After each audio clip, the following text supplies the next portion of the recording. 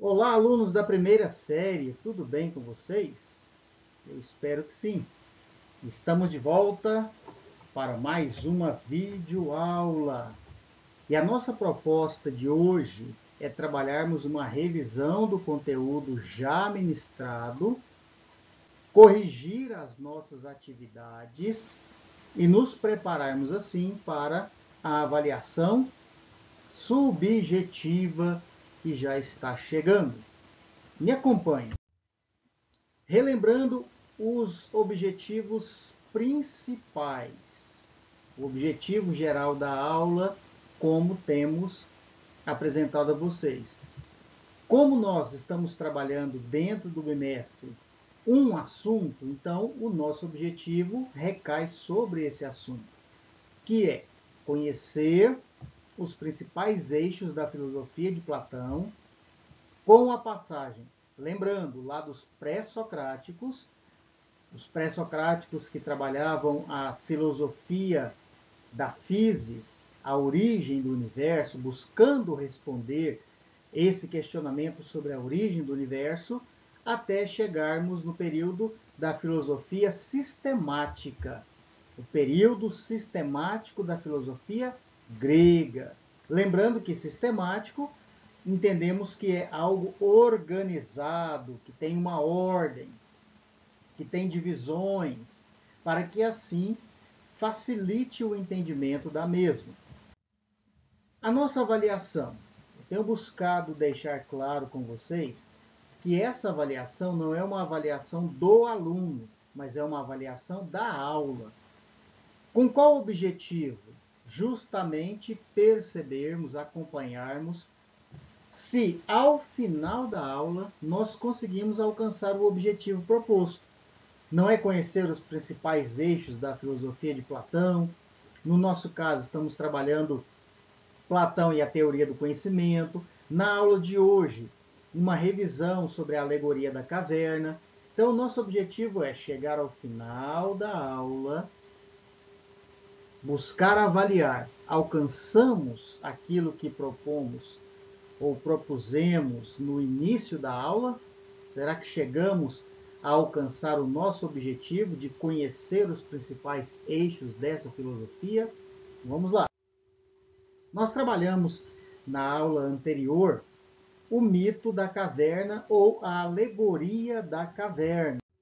Lembrando, o mito da caverna, também conhecido como alegoria, é uma passagem do livro A República, do filósofo grego Platão. Pois bem, nós trabalhamos o mito da caverna, a alegoria da caverna, ressaltando o seu autor, Platão, e vale aqui relembrar que Sócrates está presente nos diálogos de Platão, mas Sócrates ele não escreve. Platão, como seu discípulo, acabou ficando responsável por eternizar o pensamento, as falas, os diálogos, a filosofia de Sócrates. Vamos lá. O preço a pagar pela tua não participação na política é seres governado por quem é inferior. Mas o que tem esse pensamento de Platão com a alegoria da caverna? Ele vai pensar justamente um estado ilusório dentro daquela caverna. Ou seja, uma não realidade. E quando nós, como seres racionais, não enxergamos ou tendemos a não querer enxergar de fato a realidade, nós com isso abrimos um espaço para uma não participação na vida da sociedade. E essa não participação, essa negligência, como é o pensamento do filósofo, acaba abrindo oportunidade para aqueles que se julgam estarem preparados quando não estão, e nós corremos o risco de sermos realmente governados, comandados por quem não se encontra apto para isso. Enquanto aqueles que poderiam se tornar aptos não o fazem, vivendo uma ilusão ou vivendo um conformismo. Adiante, Platão, em grego antigo, nascido em 428, 427 em Atenas e falecido em 348, 347 Atenas.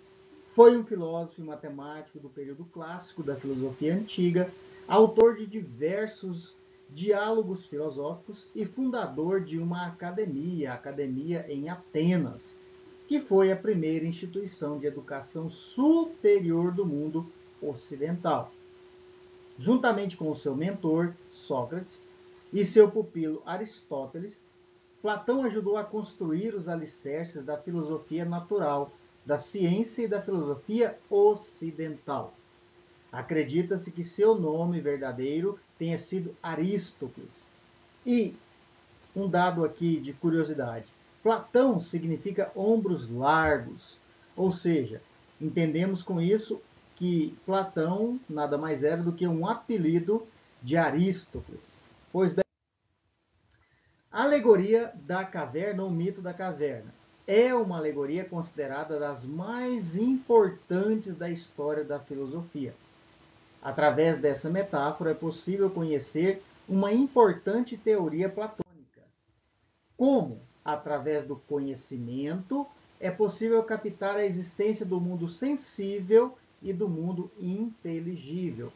Prestem bastante atenção nesse ponto, pois Platão ele vai dar origem a um pensamento que se divide ou que apresenta dois mundos. O mundo sensível é esse mundo material, mas que, na visão de Platão, é um mundo transitório e de pouco valor, pois as coisas materiais tendem a se dissolver com o tempo, a acabar. Platão, então, vai eleger o mundo inteligível como realmente e de fato o mundo que é compensador, aquele mundo que realmente tem valor e que só é alcançado através do conhecimento, só é alcançado por aquele que busca na filosofia o caminho para este mundo, o mundo inteligível. Pois bem, a existência então do mundo sensível e a do mundo inteligível. Através dos sentidos e do empirismo, nós conhecemos o mundo sensível. Empirismo de experimentar, de experimentação, de toque, os sentidos que nos levam a percebermos este mundo sensível. Então nós temos visão, olfato, o próprio tato. Essa é a sensibilidade que nos possibilita nos aproximarmos e convivermos com o mundo sensível, o mundo da experiência material, física. E a existência do mundo inteligível, através da razão, através da ideia, através do pensamento, através da racionalidade. E para Platão, esse mundo é superior ao mundo sensível. Pois bem, ele vai apresentar o mito da caverna da seguinte maneira, começando por prisioneiros, pessoas que estavam desde o seu nascimento no fundo de uma caverna e ali permaneciam durante toda a sua existência, acorrentados, movendo somente o pescoço de um lado para o outro, e o que eles percebiam eram nada mais nada menos do que sombras, reflexos. Do lado de fora dessa caverna há uma penetração de luz e objetos que são entrepostos, colocados entre a luz e o fundo dessa caverna. E o reflexo, então, desses objetos é o que chega à vista daqueles que estão ali presos. E aí Sócrates vai levantar a seguinte questão: o que eles estão percebendo é real? O que eles estão percebendo de fato existe e realmente é o que eles conseguem perceber? E ele vai responder e dizer que não. Que fora desse ambiente existem pessoas e essas pessoas trabalham essas imagens de forma que aqueles que estão ali dentro só conseguem perceber de fato as sombras. E aí ele vai dizer, olha, só através do conhecimento podemos deixar esse espaço de sombra e entrarmos em contato com aquilo que é de fato real, o mundo, a existência de fato e real. Enquanto isso não acontecer, estaremos então sujeitos a uma manipulação. E essa manipulação nos permite ver somente aquilo que os manipuladores, aqueles que estão fora daquele ambiente, nos permitem enxergarmos. Agora, um detalhe. Ele faz uma colocação que um dos homens conseguiu escapar, chegou no mundo exterior ou fora da caverna e de fato contemplou a verdadeira luz, contemplou o real. E ele, por bondade, aí é que está, quando nós crescemos, como pessoa, nós crescemos, evoluímos como pessoas, como cidadãos, nós queremos o bem, queremos proporcionar o bem. E esse homem, esse prisioneiro, ele retorna para a caverna para anunciar o que havia descoberto, por incrível que pareça. E aí é o preço a se pagar pelo conhecimento. Ele não foi ou não recebeu o crédito, não acreditaram de fato que poderia existir um mundo diferente daquele mundo que eles conheciam. O que acontece é que aquele homem, ele apanhou e chegou à morte. Então veja, é muito mais cômodo permanecer como estamos do que buscarmos através, por exemplo, aqui do pensamento de Platão, buscarmos o conhecimento para algo de fato verdadeiro, para elevar, para o crescimento. E aquele homem então acaba perdendo a vida, pois não fora acreditado, não recebeu realmente o devido crédito por aquilo que estava trazendo e a ideia da libertação. Então, o mito da caverna, em um resumo, é justamente isso. Pessoas aprisionadas, achando que estão percebendo a realidade, quando de fato a realidade para eles não passam de sombras. Pois bem, vamos seguir.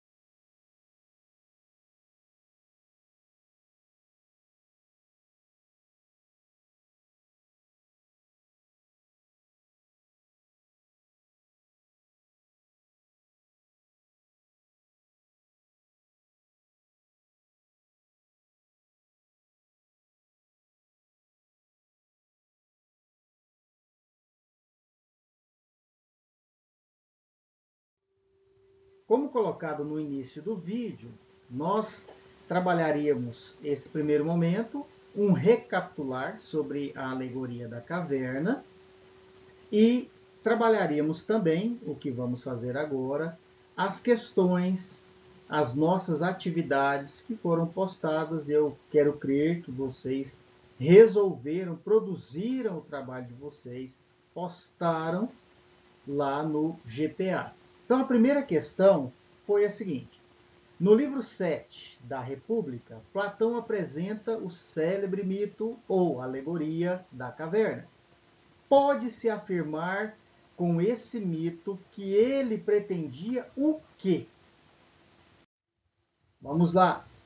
As alternativas. Primeiro, ele pretendia esclarecer algumas questões sobre a importância da educação dos filósofos, que viriam a ser no futuro os governantes da cidade justa. Ele pretendia mostrar que os cidadãos são geralmente injustos com aqueles que querem ser justos, demonstrar que a democracia não é um bom sistema de governo, provar a imortalidade da alma, ou a imortalidade da alma humana, ou ainda, e última alternativa, provar a existência divina. Então veja, vamos marcar aqui. Vamos lá. Podemos riscar a última alternativa. Ele não estava procurando provar a existência divina. Aliás, nem se menciona algo do gênero. Alternativa D, provar a imortalidade da alma. Também não.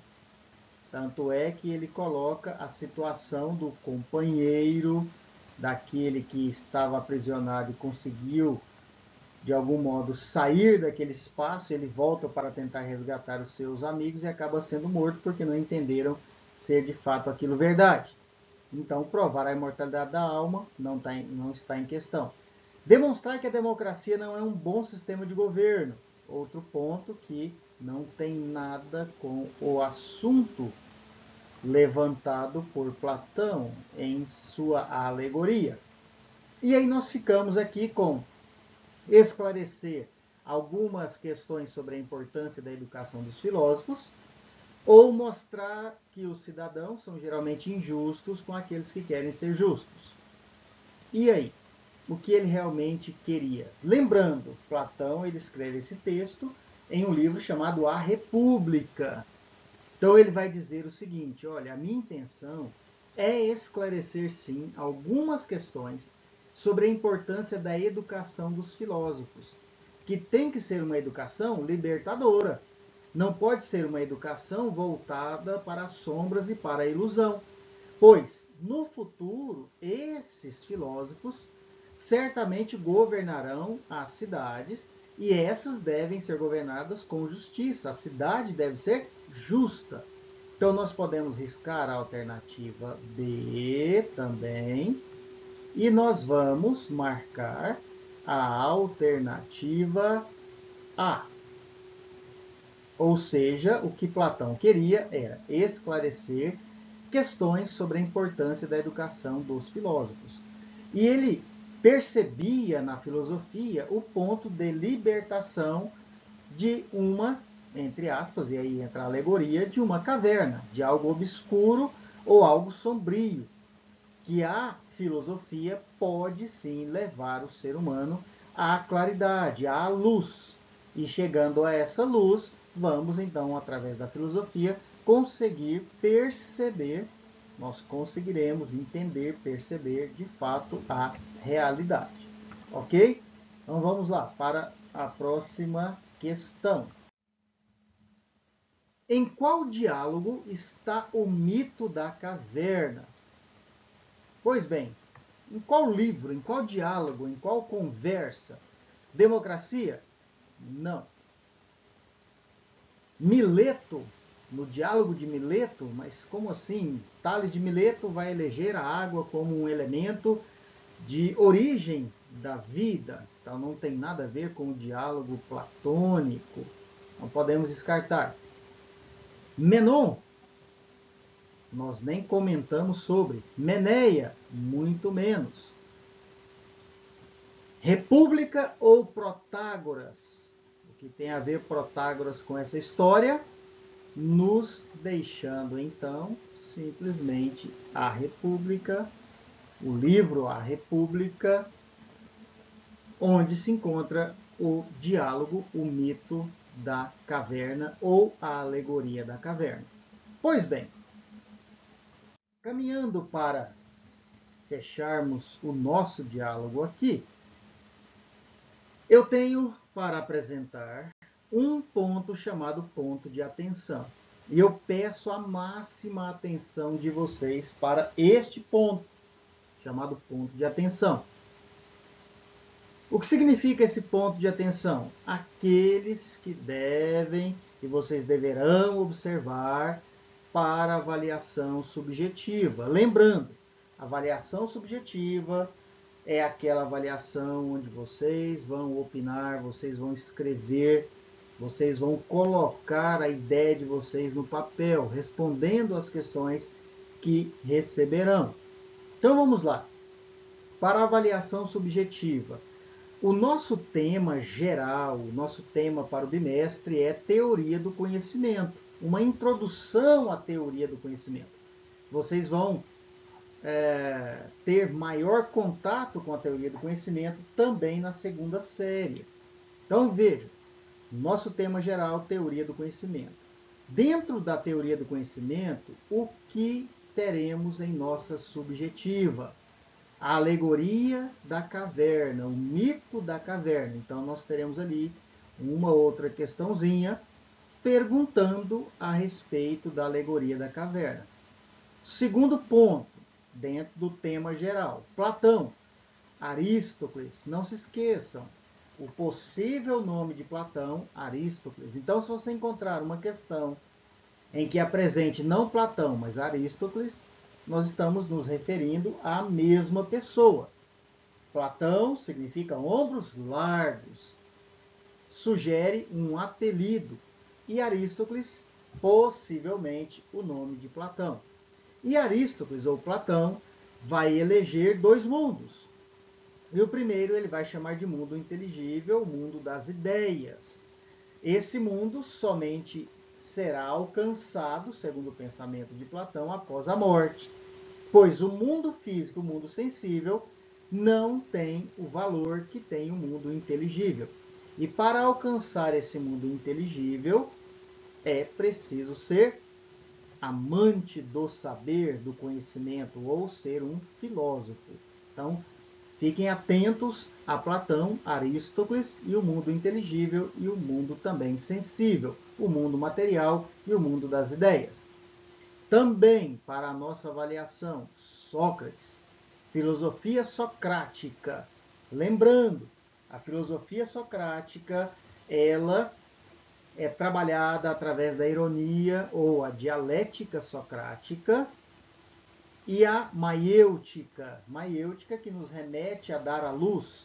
Lembrando que a mãe de Sócrates trabalhava como parteira, auxiliou e auxiliava o nascimento de crianças. E Sócrates vai trabalhar a maiêutica na ideia de luz, novas ideias, novas formas de pensar, dando luz a novas ideias. Tá? E a ironia, também para relembrarmos, como que trabalhando algo, dando a ideia de pouco conhecimento. Então, Sócrates, não por uma ideia de exibicionismo ou algo assim, de superioridade, mas ele trabalhava como que se não sabendo de fato o que queria, o que perguntara, mas de fato ele sabia sim.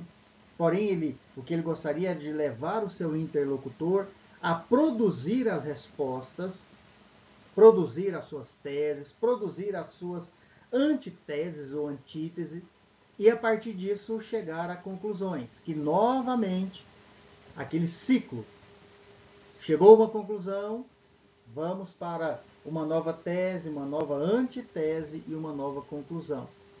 E por fim, teoria do conhecimento. Lembrando, a gnosiologia. O que a teoria do conhecimento busca? A teoria do conhecimento estuda o processo de conhecimento, buscando responder questões como: é possível se chegar ao conhecimento? Esses são os pontos a serem observados. Voltando aqui, qualquer dúvida, entre em contato, procure tirar a sua dúvida. Tá?